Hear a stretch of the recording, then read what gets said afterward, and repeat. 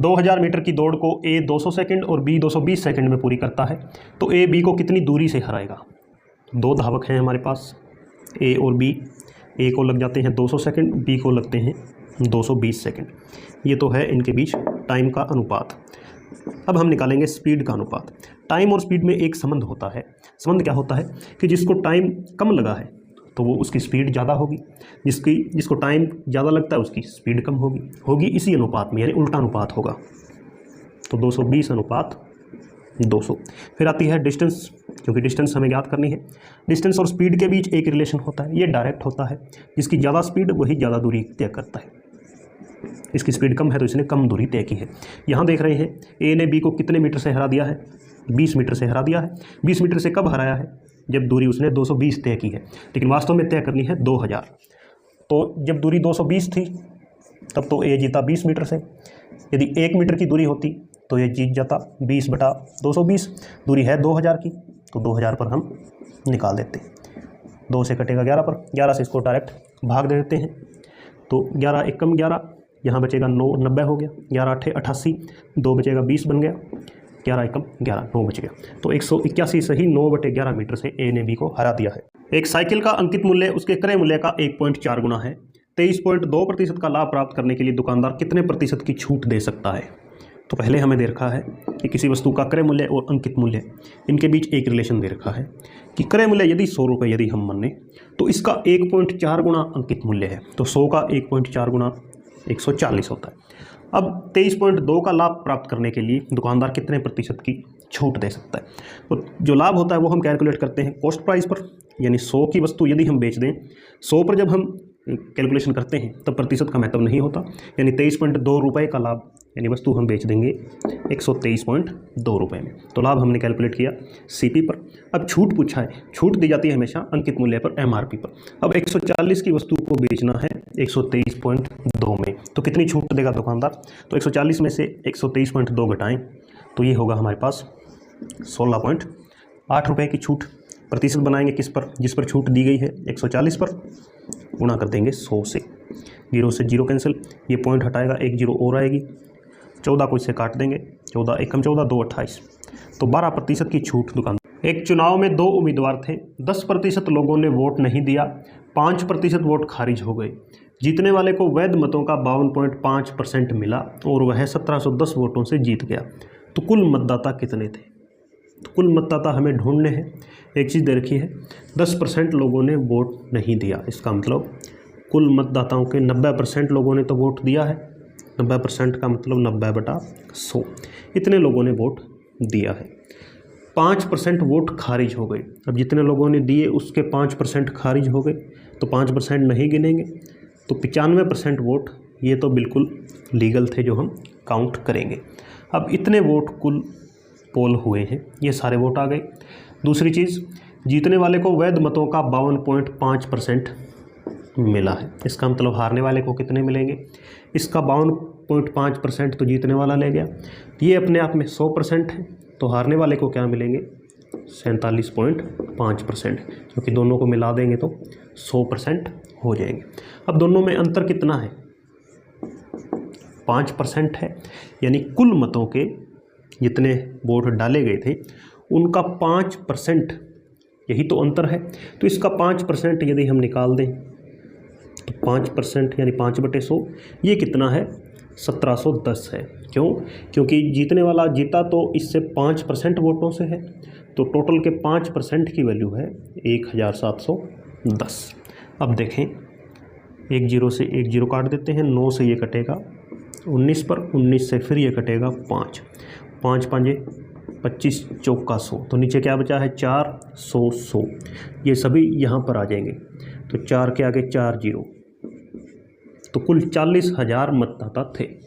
Time and work का ये प्रश्न बार बार पूछा जाता है। प्रश्न है कि पी अकेला एक काम को 12 दिन में, क्यू अकेला इसी काम को 16 दिन में कर सकता है। दोनों 3 दिन तक एक साथ काम करते हैं, फिर पी काम छोड़ देता है, तो कुल काम कितने दिन में पूरा होगा। तो पी को लगते हैं 12 दिन और क्यू को लगते हैं 16 दिन। 12 और 16 का एलसीएम यदि लें 48। ये 48 क्यों निकाला है, ये हमने मान लिया है कि ये कुल काम है, तो कुल काम 48 है। पी 12 दिन में 48 काम कर देता है सारा काम, तो एक दिन में कितना करेगा 4 करेगा। Q 16 दिन में 48 कर देता है, तो एक दिन में कितना करेगा? 3 करेगा। ये एक दिन में निकालना, ये इनकी कार्यक्षमता होती है। अब फिर कहता है दोनों 3 दिन तक एक साथ काम करते हैं, तो 3 दिन तक दोनों की एक साथ कार्यक्षमता कितनी होगी? 4 और 3 7 होगी। तो 3 दिन में दोनों ने 21 काम कर दिया है। काम है कितना? 48 है। 48 में से 21 काम 3 दिन में हो गया, बच गया कितना? 27। अब फिर P काम छोड़ देता है, कुल काम कितने दिन में पूरा होगा? अब ये 27 काम कौन करेगा? ये करेगा Q, क्योंकि P तो चला गया है, और Q की कार्यक्षमता है कि वो एक दिन में 3 काम करता है। तो 27 दिन के लिए वो 9 दिन और ले लेगा, तो 9 दिन तो ये लगेंगे, 3 दिन उन्होंने एक साथ काम किया था, तो 12 दिन में ये कुल काम समाप्त हो गया। यहाँ ध्यान रखना, यदि वो पूछ ले बचा हुआ काम कितने दिन में, तब तो 9 दिन में। अब पूछा है कुल काम, तो 12 दिन में पूरा होगा। मिश्रण का एक अच्छा प्रश्न, आइए इसे करने का प्रयास करते हैं कि 31 रुपये प्रति किलोग्राम व 27 रुपये प्रति किलोग्राम वाली चाय को किस अनुपात में मिलाएं ताकि मिश्रण को 35 रुपये प्रति किलोग्राम पर बेचने से 25% का लाभ हो। तो मिश्रण के क्वेश्चन हमें पता है एलिगेशन मेथड से हो जाते हैं। एलिगेशन में हमें जो दोनों तरह की चाय है उनका अलग अलग कॉस्ट प्राइस दे रखा है कि एक तो 31 रुपये प्रति किलो है, एक 27। अब एलिगेशन में हमें पता है कि बीच में हम जो टर्म लिखते हैं वो दोनों का औसत होती है, तो दोनों को मिलाकर हम इसको बेच रहे हैं 35 रुपये प्रति किलोग्राम। ध्यान रहे ये 35 रुपये प्रति किलोग्राम पर बेच रहे हैं, तो खरीदी कितने में होगी ये हम पता लगा लेते हैं। एक चीज़ दे रखी है कि इसको जब 35 पर बेचते हैं मिश्रण को, तब 25% का लाभ होता है। 25% का मतलब हो गया कि हम वस्तु के लिए 125% कीमत वसूल रहे हैं। यदि 100% वसूलते तो फिर तो लाभ होता ही नहीं। लाभ कितना हो रहा है? 25 प्लस हो रहा है, तो 125% पर हम इसे बेच रहे हैं 35 रुपये में। तो 1% पर कितने में बेचते हैं? 35 बटा 125। क्रय मूल्य होता है वो 100% होता है, तो 100% की वैल्यू निकाल देते हैं 100 से गुणा करके। 25 चौके 100, 25 पाँचे 125, 5 7 35, 7 चौके 28। यानी ये जो मिश्रण वाली चाय है मिक्स करते हुए इसने 28 रुपये में खरीदी थी, या इस हिसाब से इसने मिक्स की है कि उसका कॉस्ट प्राइस 28 रुपये है। अब तिरछा अंतर ले लेना है, तो 3 और 27 और 28 के बीच अंतर 1, तो 1:3 में इसे मिलाना होगा। वृत्त की स्पर्श रेखा आधारित प्रश्न आजकल एग्जाम में काफ़ी आ रहे हैं। तो ऐसा एक प्रश्न है कि केंद्र O वाला बड़ा वृत्त केंद्र M वाले छोटे वृत्त को इस तरह से स्पर्श करता है कि इनकी उभयनिष्ठ स्पर्श रेखा कॉमन टेंजेंट उसकी लंबाई 12 सेंटीमीटर है। बड़े वृत्त की त्रिज्या 18 है, तो छोटे वृत्त की त्रिज्या ज्ञात करनी है। तो पहले यदि हम डायग्राम बनाकर देखें तो एक तो बड़ा वृत्त है और इसके साथ छोटा वृत्त इस तरह से लगा हुआ है कि ये टच करते हैं एक दूसरे को, दूर दूर नहीं है। इनकी एक स्पर्श रेखा ले लेते हैं, जैसे यहाँ से एक स्पर्श रेखा हमने ये ले ली है। स्पर्श रेखा का मतलब जो कि वृत्तों को टच करती हुए जाए। अब इसकी लेंथ कितनी है? 12 है। बड़े वृत्त की त्रिज्या 18 है, छोटे वृत्त की त्रिज्या हमें ज्ञात करनी है। तो इसमें हम फॉर्मूला लगाएंगे इस क्वेश्चन में, वो ऐसे ही फिगर पर काम करता है जहाँ पर कि सर्कल टच करते हैं। यदि सर्कल दूर दूर होते तब उसके लिए एक अलग फॉर्मूला होता है। फॉर्मूला क्या है? डिस्टेंस या लेंथ इक्वल 2√r1 r2।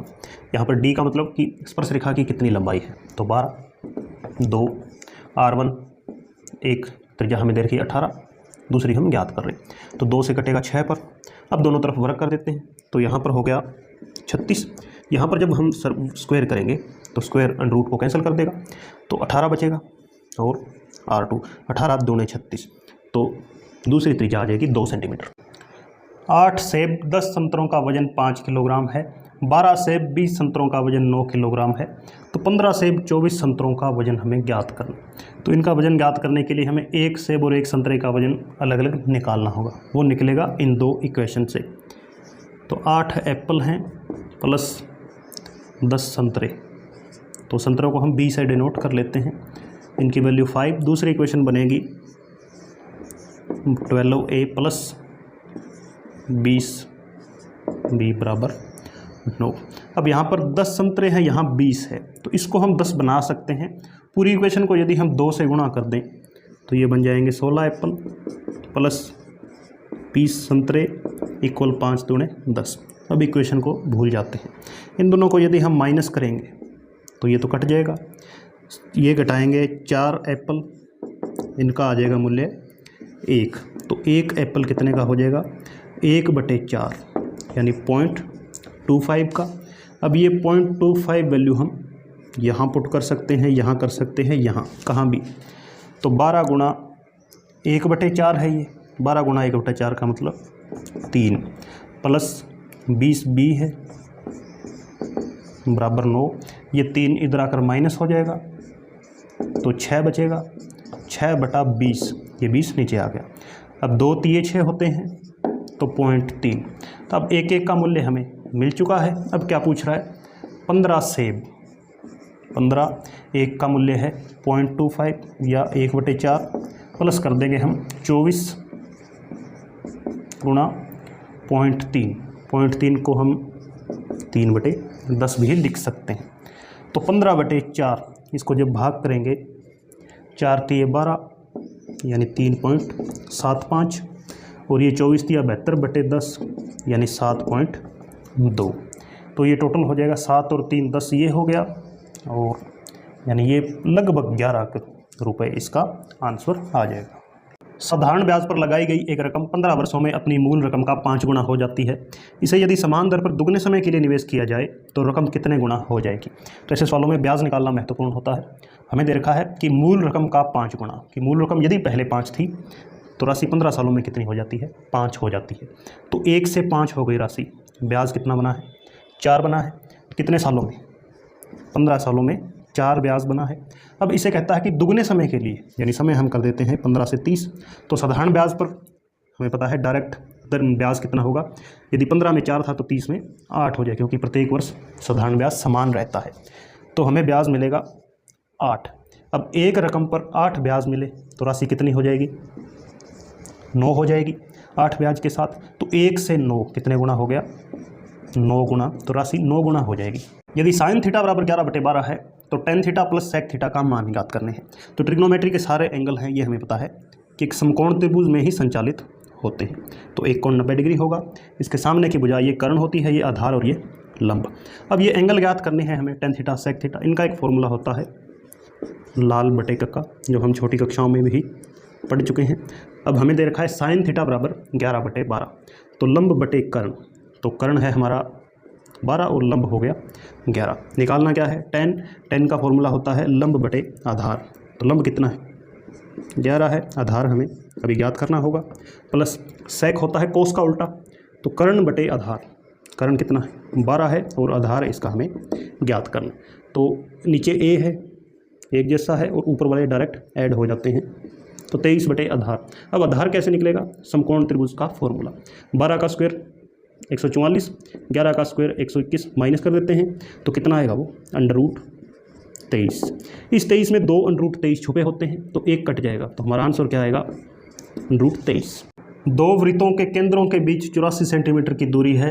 इनकी त्रिज्या क्रमशः 38 सेंटीमीटर और 26 सेंटीमीटर है। वृत्तों की उभयनिष्ठ यानी कॉमन स्पर्श रेखा, कॉमन टेंजेंट की लेंथ हमें ज्ञात करनी है। तो क्वेश्चन को समझें, यदि 2 हमारे पास सर्कल हैं और इनके बीच दूरी है तो हमें इन्हें दूर दूर बनाना होगा। अब त्रिज्या हमें दे रखी है दोनों की, एक की त्रिज्या है 38, दूसरे की हमें दे रखी है 26 सेंटीमीटर। ये पूछा है कि एक यदि इसको स्पर्श करती हुई एक रेखा इसके कहीं पर स्पर्श करा दें, तो ये दोनों की कॉमन हो गई, इनकी हमें लंबाई ज्ञात करनी है। तो इसका एक डायरेक्ट फॉर्मूला होता है कि पहले तो हम इन त्रिज्याओं को मिला देंगे, यहाँ से त्रिज्या से जब एक लंब खींचते हैं यहाँ तो 90 डिग्री का त्रिज्या से जब स्पर्श रेखा खींचते हैं तो वो 90 डिग्री की होती है। तो ऐसे क्वेश्चन इस शेप के बन जाते हैं, और इसका एक डायरेक्ट फॉर्मूला होता है इस लेंथ को ज्ञात करने का, वो होता है √, सबसे पहले तो आएगा कितनी दूरी है दोनों केंद्रों के बीच, 84 सेंटीमीटर है यहाँ से यहाँ तक, तो 84 का स्क्वायर, इसमें से फिर हम माइनस करेंगे कितना, ये जो दोनों त्रिज्याओं हैं इनका अंतर, तो 38 और 26 यानी 12 का स्क्वायर। अब हम इसको सॉल्व कर लेते हैं।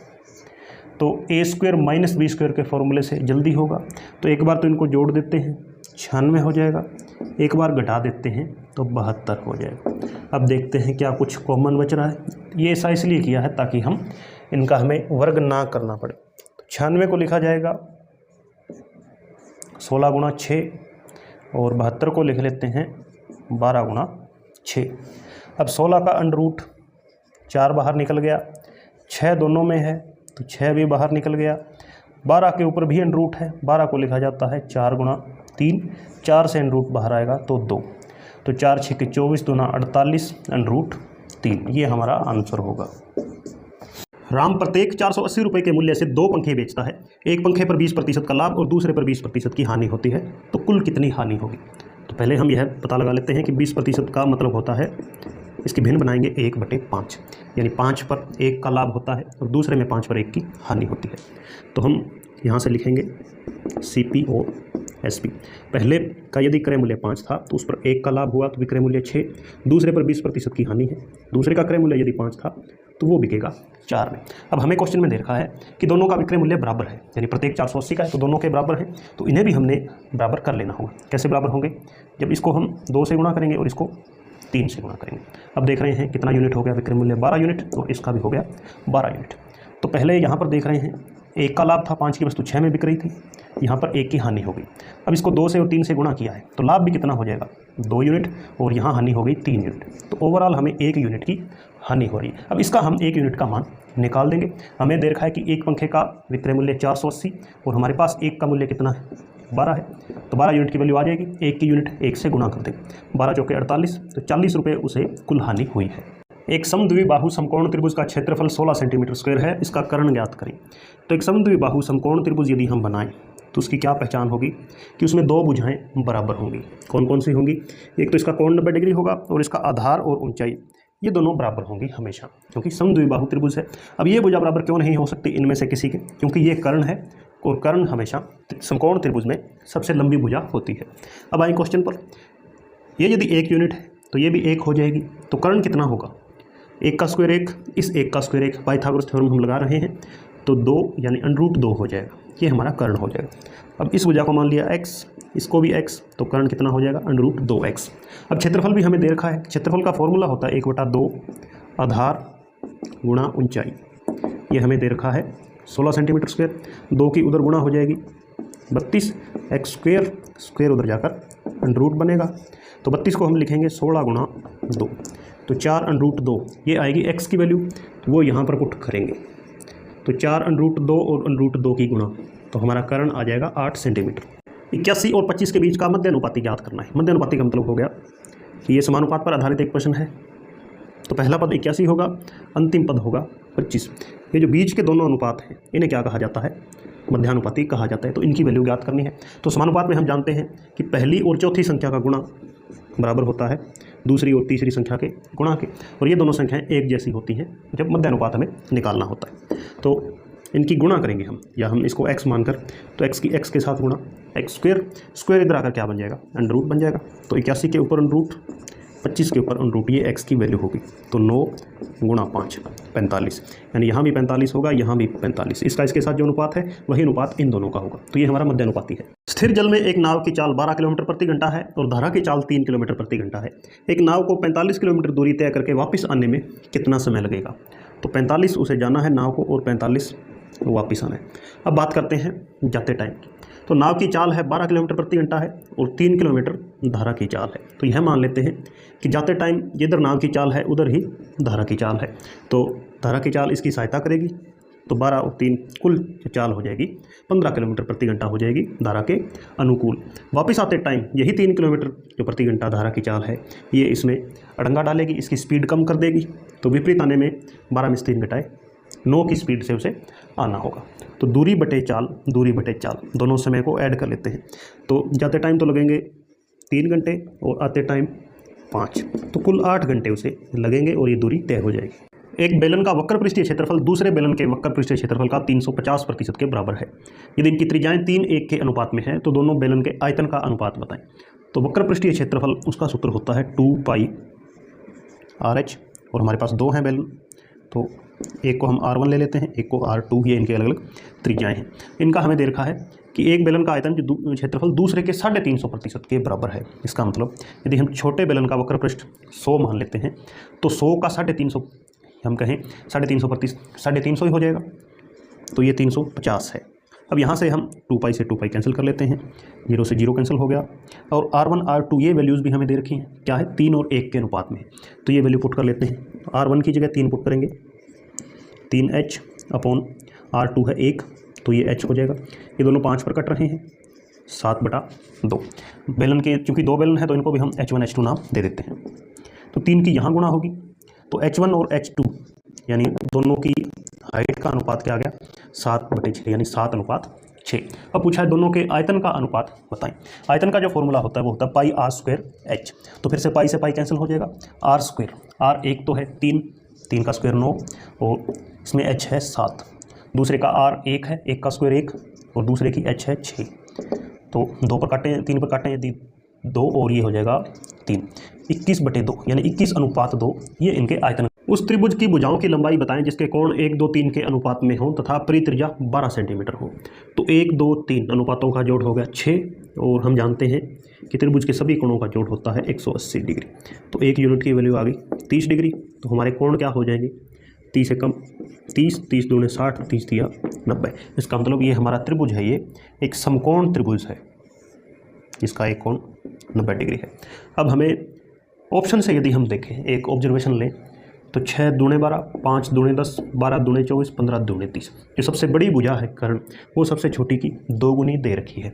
तो हम यह मान लेते हैं कि ये सबसे छोटी भुजा 1 है तो ये हो जाएगी 2 क्योंकि 2 गुना है। तो तीसरी भुजा हम निकाल सकते हैं पाइथागोरस थ्योरम से। वो क्या होगा 2 का स्क्वायर माइनस 1 का स्क्वायर और ऊपर अंडर रूट। तो 4 में से 1 गया 3, अंडर रूट 3, ये हमारी सबसे छोटी भुजा आ गई। तो ये तो हमने भुजाएं मान ली हैं। अब एक चीज़ और दे रखी है, परित्रिज्या 12 सेंटीमीटर। तो जो भी समकोण त्रिभुज होता है उसकी परित्रिज्या होती है इस कर्ण की आधी होती है। तो हमारी परित्रिज्या क्या आ जाएगी 2 का आधा कर देंगे तो 1, जो परित्रिज्या है वो 1 यूनिट है। क्वेश्चन में कितनी दे रखी है 12 सेंटीमीटर, तो 1 की वैल्यू क्या हो गई 12 हो गई। तो हमारी भुजाएं क्या आ जाएगी, इसको भी 12 से गुणा कर दें, इसको भी, इसको भी। तो 12 एकम 12, 12 अंडर रूट 3 और 12 दूने 24। तो ये तीनों भुजाएं हैं।